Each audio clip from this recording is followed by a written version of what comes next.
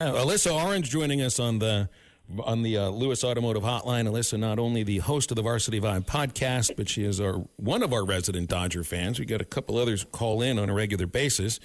And, man, Alyssa, ninth inning, 4-1. It's a good thing the Dodgers brought their gloves, especially Freddie Freeman, huh? Yeah, man, how about that? So that's one way to put me in a really good mood for the start of this interview. Thank you. So I've watched the end of that game a handful of times, but I've watched the wheel play that they did to get Castellanos out at third on the bunt for the second out of that inning, and how huge that was. And Freddie and them talking about how they had talked about it in the huddle during the pitching change, and they had practiced it, and they knew that this would be the perfect time to pull it out. And, man, they executed it perfectly, because if Max Muncy doesn't make that throw the way that he does right there, that ball's in left field, and it's a tie ball game. And then, of course, if Freddie doesn't scoop that ball and keep his foot on the base from Tommy Edman, then that could potentially have tied the game and won it for the Phillies. So nail-biting, both of those games in Philadelphia were. But, hey, we're going to L.A. 2-0. Did you hear Dave Roberts' postgame about the wheel play? Quick follow-up on the wheel play, because we're getting conflicting evidence. Max said you guys don't even practice that in spring training. Not once. Somebody else said you did, so Max is correct. No, we don't practice that play. It's just kind of, we don't, and yeah, we don't. They don't practice it because who bunts these days? It just doesn't happen very much anymore. It's all about instinct. So one of the other things here, and I was texting with DVH about this morning, asked him if he would bunt. He said the first thing I would do is I'd pinch run for Castellanos and get him off the base and make sure you get that tying run. Yeah. These series have been great. Well, that's crazy, because, Freddie kind of said the same thing. He was like, we knew we could also pull, no offense to Nick Castellanos, but he goes, we knew we could pull it off because it was Nick at second, not Trey Turner. Right. So, you're able to kind of, he was like, we wouldn't have done it if it was Trey. We would just try to get the fours. That's exactly right. Gives you a little sense of it. All right, so you're doing okay after that wild ninth inning, 2-0 lead. Got to be feeling pretty good about this series. All right, let's get into some high school football. I know there was a crazy finish for Rogers to stay unbeaten thanks to a blocked extra point against Fayetteville. Tell me about this game. Yeah, that was crazy. So I was out of town for my 20th high school reunion, actually, back in Virginia, and I saw that score, and I had no idea how spicy the game ended. And so when I went back and I watched, Rogers went up. So Rogers had like a 48-21 lead, and Fayetteville able to come back, tied up at 49. So it would have been 42. So tied up at 49.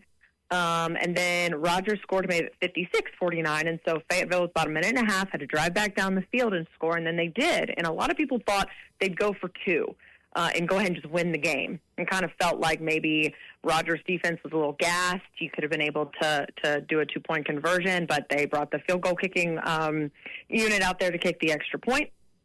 And so Hunter Dickey, who plays defense for Rogers, was able to jump over the line, time it out to jump over the line, get there, and then get back up, and the ball hit him in his stomach. I was talking to him yesterday, and he was like, I kind of knew the timing-wise, but the other extra points that they had kicked, what they were trying to do. So I was able to time it out, so I jumped, and then I was like, I'm going to get it, and I kind of jumped again, and I felt the ball hit me in the stomach, and then I saw it, and then I just started running, and we got the ball back, and it was exciting. There was a little bit of question there whether or not, leverage, because that is illegal, going back there and looking, but I don't know if that was seen or not. But a thriller for Rogers to stay alive. So I didn't know this either. That's the last time they won in Fayetteville since 1994, but they played that game at Razorbacks Stadium. They'd never beaten Fayetteville at Bulldog Stadium, ever. So a big win for Rogers. And an exciting one, but you turn the other side of the coin. Fayetteville's lost the last three.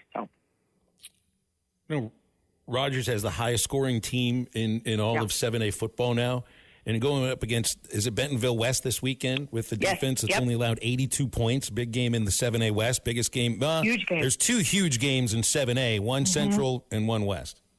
That's right. So you look at what Bentonville West has been able to do offensively. They just have so many weapons, and so does Rogers. They just spread the football out. So I'm really excited to see Jeff Regan, who is the quarterback for Rogers, going up against Trey Thompson, who's the quarterback for Bentonville, and what those two teams battle like. It's going to be exciting. It might be a high-scoring game, but we'll see.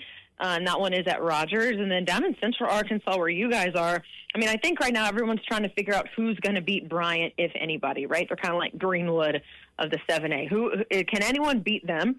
They're just executing at a high level. Even Little Rock Christian, who had an opportunity. Bryant had some mistakes last week, but Bryant wins football games. They know how to win football games, and they were able to pull that one out. And then they got Pulaski Academy, and I talked to their head coach, Anthony Lucas, this morning, and he feels really good about his team. He says that they keep getting better. They continue to just focus on the little things, don't make mistakes, don't turn the ball over.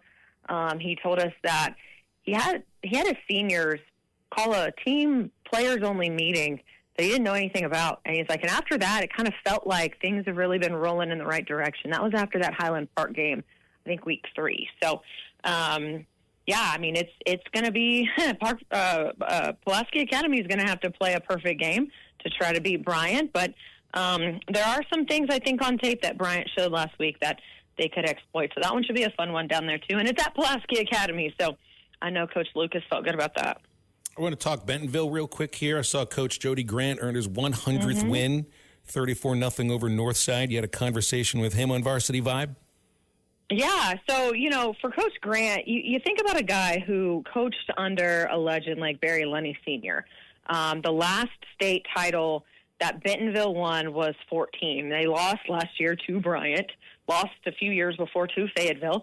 Still that Alyssa state title for Coach Grant. Hasn't grabbed it yet, but they've had so much success, and I think that they are definitely contenders this year. But the 7A West, like we talked about, is stacked. So we don't really know how that's all going to shake out. But if he's got a team to do it, this one is. It's very, very talented. And for Coach Grant to have the kind of success, 100 wins is huge. Brian Pratt, by the way, at Bentonville West won his 150th on Friday as well. But I think that if you were to ask Coach Grant, he'd love to have a state title attached to that too, as a head coach. But it just kind of shows how dominant and successful his program has been at Bentonville. And, they just continue to churn out talent. So I saw his program's got a couple of commits to Arkansas that have stayed committed. Blair Irvin, a wide receiver, and also DeQuayne Prevost. I'm not sure the position that DeQuayne plays, but he's the second highest rated commit. To see them stay committed to Arkansas right now means something. Yeah, you look at guys. So Blair Irvin Jr. He's solid. He is built like a D1 wide receiver right now. You add a little bit more weight on him. He's jacked. DeQuan is a little more of a skinnier speedster kind of guy. He's fast and he's shifty. And I've seen him break a couple tackles and take it to the house a handful of times when I've watched Bentonville in person. For Prevost, he moved up here from Louisiana to play at Bentonville close to Arkansas.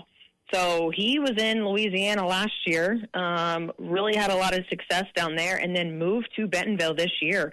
And when I talked to him before the season started, he talked a lot about just wanting to be up here, wanting to be able to compete for a state title, but just be a guy who kind of led by his actions. He doesn't talk much. He's a little quiet, but I think that his play speaks for itself. And I think when you have guys who move into the area because of where they are going to potentially go to college, it's a little bit more than just committing for a monetary reason or, coaches play a big role in it too. But, I think he really just likes wanting to be an Arkansas Razorback. Now, here's the deal. He had a lot of offers from a lot of schools. I'm looking at it now. SMU, Auburn, Baylor, Florida, Texas A&M. I'm not saying anything's going to happen by any means. Oklahoma, Missouri, Oregon, Penn State. he's got offers from all of these schools. Arkansas is going to have to work hard to keep him committed, I think, because of how talented he is, and he is a hot commodity, and trying to make sure that he gets to the Hill when it's all said and done. I got my latest copy of the Varsity Vibe Bulletin, and the first thing that's at the top of the email, and I really like this, are top plays from around the state on Friday. I had about a minute's worth of highlights of top plays, all from field level camera view, so you get a real good look at these plays too. It's good work. I know fans love these kind of videos. Thank you. Yeah, they're fun, and I have to give a shout out. The one thing that we have really focused on trying to bring that's different from other outlets is that access. And so we have creatives that are either assigned to a school and a specific team. And so, for example, Alex Hall is always with Bentonville. Bentonville is like his beat, and he's there doing stuff with Bentonville.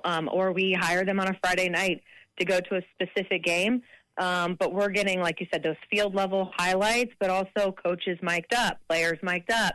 After game interviews and locker room speeches and stuff like that. So bringing people what they want to see from Friday night is what we're trying to do, and do it differently than how it's been done around the state. So that's been fun. But yeah, those top plays, I mean, who doesn't love to relive some of those things on Saturday morning or on a Tuesday morning when you get the bulletin in your email? Got to get your opinion on, what you might see this Saturday at Neyland Stadium. Do you think a change at head coach and the messaging and anything like that can maybe refocus this team into maybe looking like they did against Ole Miss? Yes. I think that there is a lot riding on this team just wanting to go out and prove some people wrong some more and feel like they are going to just roll over and die. And so I hope that the fire that Petrino has maybe lit under this team and these changes kind of wake them up a little bit, and they go out to Tennessee and they put up a fight, because we know this offense is talented. Defense, I've got no idea. I just don't see the defense getting better than they were. It doesn't matter who was coaching them. It's tough to have those kind of big drastic changes in the middle of the season. But offensively, I think they can ride with Tennessee and try to keep up with Tennessee. They can't make mistakes. They're going to have to play really good football. I still just don't think that they win this game, especially in Knoxville. That's such a hard place to play, and Tennessee's playing so well right now. But again, I think anyone who is watching Arkansas, covering Arkansas at this point in the season with everything that's happened, you're happy to see a fight still left in this Razorback team, and that's what I think fans want to see on Saturday. Yeah, well, right. If you see a fight, if you see some fight out of them, but you only see that in the first half, and the second half struggles continue, does that change does that help you view the coaching search in a specific way? Because you've got, Petrino's interview and audition process is different than anybody else's. And, right. That's the same as also any sitting coach. Well, their process will be different as well from maybe like a John Gruden or a Coach Ogeron if they end up being real candidates here. If you see fight for part of the game but not all of the game, kind of like what you saw against Memphis, is that the kind of thing where you can end up with a bit of a spiral? I know you're trying to stop a downward spiral with a coaching change, and it felt like there was one there. And that could be the other side of this. You want to look at it in a positive way that, well, all right, there'll be some focus, there'll be some fire lit under them by a new coach. But what if that doesn't last very long?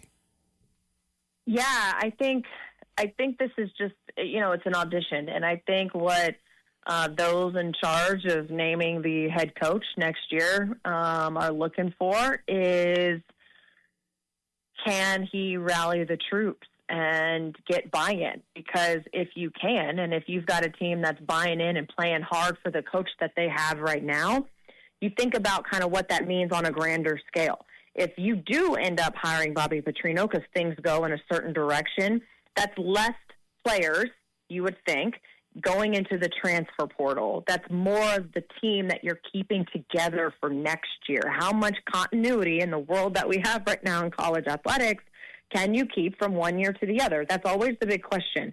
But if you're able to see that guys are buying into what Bobby Petrino is trying to sell, how much does that factor in with you trying to have some continuity with this team, some familiarity with this team going into next season. How much does that play a role in whether you do take that interim tag off of Bobby or not? You don't always win your first bet. That's why MyBookie has you covered. Use our code HOGS, H-O-G-S, and your first bet up to $500 is fully covered. If your pick doesn't hit, you get it right back with our Bet Back bonus. Go to mybookie.ag and use the code HOGS to claim your Bet Back bonus. MyBookie's, where bettors win together, because bragging's good, but cashing in is better. And your first bet is fully covered. Use our code HOGS. Must opt in during the bet to use the Bet Back bonus.